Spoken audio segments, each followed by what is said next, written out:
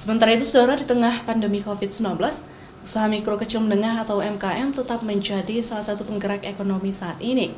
Dengan melakukan berbagai inovasi, pengusaha UMKM tetap bertahan dari hantaman badai pandemi. Seperti yang dilakukan Bitata Food. Berbekal semangat untuk terus maju, usaha produk snack dan juga bumbu khas Aceh ini terus bertahan dengan tetap menjaga kualitas dan juga pemasaran digital. Usaha Bitata Food merupakan singkatan dari Biar Tambah Takwa, milik pasangan suami istri Ratu Nur Anissa dan Ansar Zuhelmi yang tinggal di kawasan Gampung Penyerat, Banda Aceh.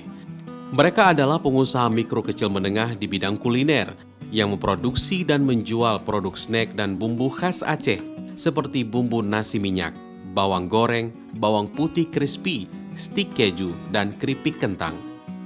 Sejak didirikan pada tanggal 28 Maret 2017 lalu, produk snack dan bumbu khas Aceh dalam kemasan produksi Bitata Food ini kini sudah berada di seluruh pasar retail di Aceh. Bahkan dengan produk andalan bumbu nasi minyak dan bawang goreng, penjualannya kini tembus ke pasar di seluruh Indonesia seperti Jakarta dan Bandung. Rata-rata produksi per hari seperti produk bumbu nasi minyak, dalam seminggu, Bitata Food mampu memproduksi 200 hingga 300 saset, sedangkan bawang goreng setiap hari mampu diproduksi 300 botol ukuran 100 gram, yang menghabiskan bahan baku sebanyak 150 gram bawang.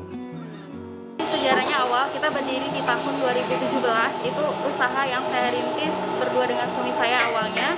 Terus berkembang terus, alhamdulillah kita sudah ada 12 karyawan dan juga ada 10 pekerja bebas itu untuk pengupas bawang.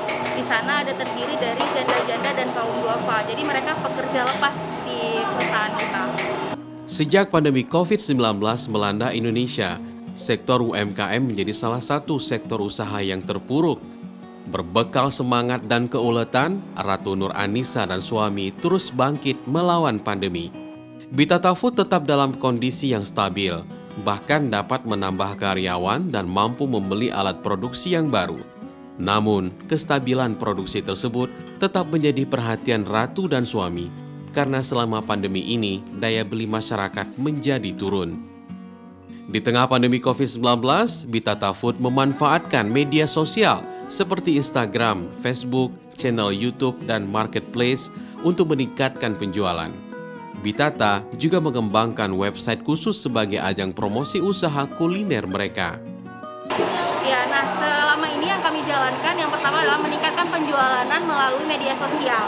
Yang pertama itu melalui Instagram, yang kedua itu melalui Marketplace. Itu ada Shopee, Tokopedia, dan ada gudang Yubi. Itu posisinya ada di 3 gudang. Itu ada di Palembang, ada di Medan, satu lagi di Palembang. Nah, jadi kita cuma masukin ke gudang, jadi mereka yang mendistribusikan gitu. Jadi kita nggak kayak ada gudang di mana-mana. Jadi di situ juga ongkos kirimnya lebih murah daripada dikirim langsung dari tempat kita di Aceh ke Jakarta, ke Bandung gitu. Bagi Ratu Nur Anissa, usaha yang dijalankannya kini sudah menjadi ladang amal bagi dirinya. Baginya, berdagang atau melakukan transaksi jual-beli untuk memajukan ekonomi dan kesejahteraan masyarakat sekitar dengan landasan iman dan ketakwaan. Hal ini dibuktikan Ratu dengan mempekerjakan para karyawan lepas mereka dari masyarakat duafa dan janda yang direkrut dari sekitar pabrik atau rumah produksi mereka di Gampung Penyerat, Banda Aceh. Pandemi COVID-19 memberikan pelajaran yang begitu berharga. Semangat kebangkitan terus digelorakan untuk mencapai harapan yang diinginkan.